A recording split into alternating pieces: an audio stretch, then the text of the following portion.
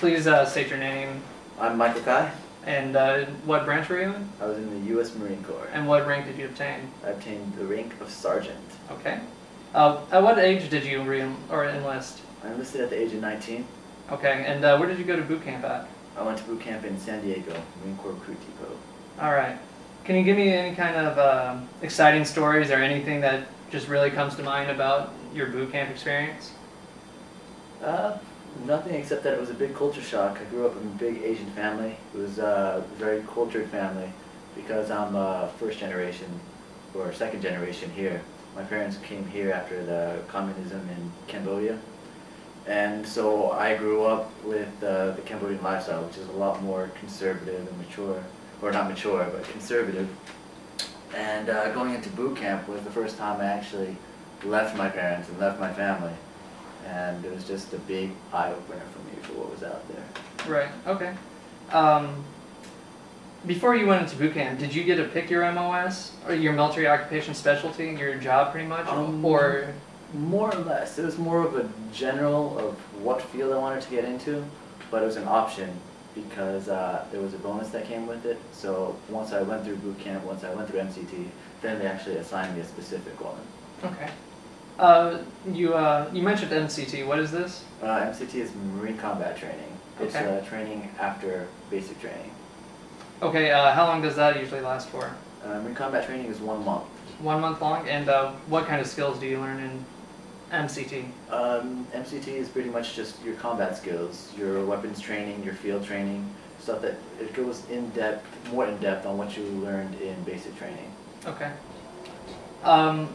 And where was MCT actually at? Marine Combat Training was in Camp Pendleton, California, around the 52 area. And then after MCT, where did you take off to?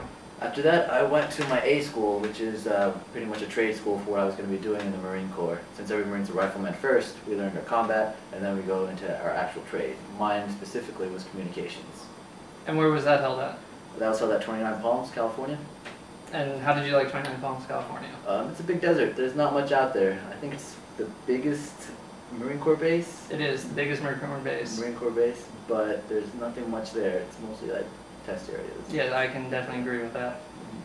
All right, so what did you learn in comm school? Like, what communication devices were you? Comm school is pretty much why my contract was 5 years. It was about 9 months long, and you start off learning basic electronics, and then you move on to learn specifically the radios we use in the Marine Corps, satellite frequency radios, and basic telephone wiring, pretty much everything that has to do with communications. Because when we get into the fleet, which is where you are after school, is you're going to have to be dealing with that and fixing all these equipment. Okay. So after your communication school in 29 Palms, you went to Camp Pendleton? Yes. For your fleet? Yes. Could you explain more about what unit you were with? I was with Combat Logistics Battalion 1, and basically they're more of a transportation support, logistics, resupplying bases and things like that when we're out in Iraq and things like that. So you went to Iraq. I'm assuming that was a 7-month tour. Yes. Okay. After maybe 2 or 3 months with Combat Logistics Battalion in Camp Pendleton, we moved on to Iraq in the Al-Anbar province.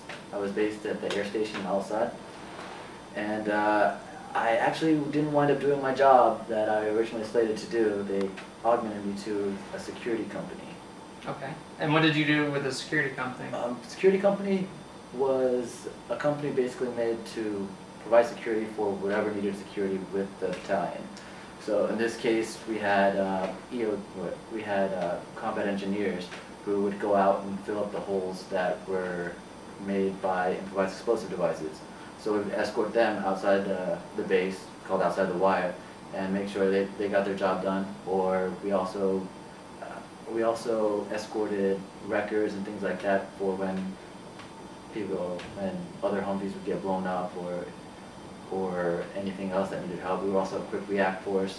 If and a unit needed support out there, we were ready 24 hours, 7 days a week to go out there to provide any kind of support they needed, fire, ammo, or whatever. So you're in the Al-Anbar province.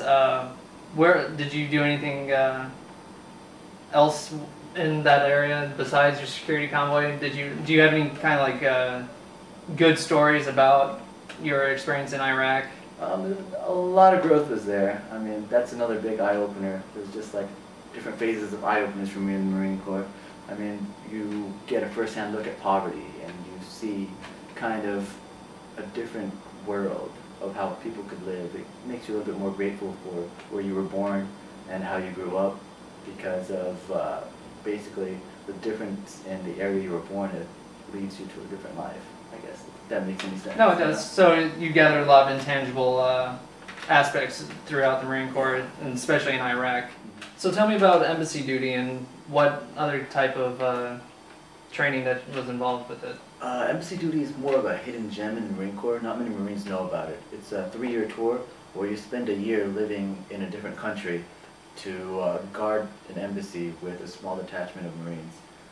The training involved, you go to school for 3 months before you actually get deployed to a country, and the schooling involves just a lot of different training. It includes like defensive tactics, hand-to-hand combat, close quarters combat, and different weapons training with the handgun, with the shotgun and the submachine gun.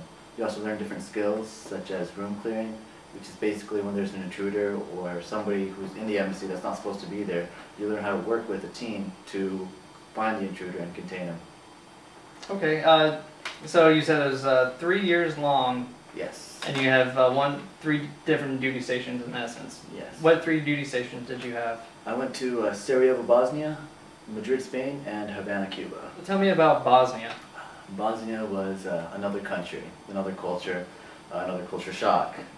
Sarajevo was really rich in history, and it was really interesting to see how these people lived, because they had just gone through a war that devastated their city, and the recovery effort that's happened over there. They were the home of one of the longest sieges in modern warfare. Sarajevo was laid under siege by the Serbians for 4 years, and just history like that it makes your eyes open, and it's just a learning experience, like a first-hand learning experience that you can't get anywhere else.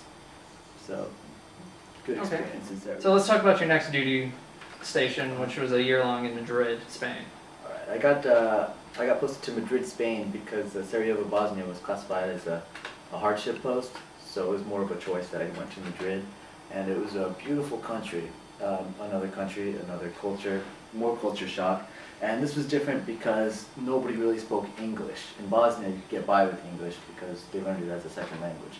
In Madrid, everybody spoke Spanish, so it was a little bit more difficult. The only Spanish I had was in high school, and getting around was a little bit tough.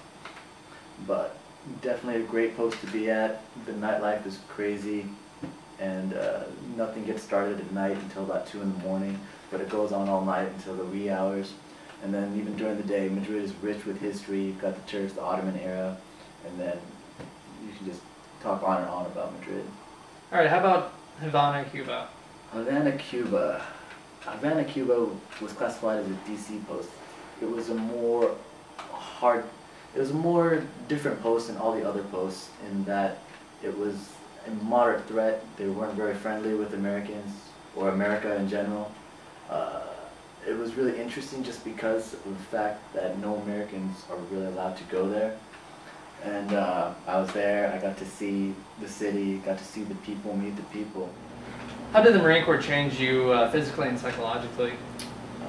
Physically, the Marine Corps has pushed me beyond my limits. They've made me stronger, both physically and mentally. And they've made me realize that anything is possible. I can actually do whatever I want to do, and I'm not limited by my race, my culture, my upbringing. Okay. What experience or item will you always hold dear to your heart that you got out of the Marine Corps? I'm gonna hold actually my whole Marine Corps experience dear to my heart. I mean, I met some of the greatest people in the world, the greatest people to work with, the greatest people to hang out with, to party with, whatever. I mean, the guys, the girls that I've met were just great. You can rely on them for anything, very dependable, and I can't forget about it. Okay. What goals are you currently working on that the Marine Corps have helped you obtain? Right now I'm working on a bachelor's in business administration, and they've helped me with that just by financing it. The bachelor's degree isn't cheap, and with the post 9/11 GI Bill, they're paying for my degree and they're helping me out with the way to live, cost of living allowance. Okay. What do you plan on doing with that degree? I have no idea what I'm going to do. Undecided yet? Yeah, same here. Undecided. I know it's a good general degree to get, but I don't know what I'm going to do with it. If you could go back in time, would you change your decision to join the Marine Corps? Not a chance. Not a chance? Not a chance. Would you recommend it to anyone?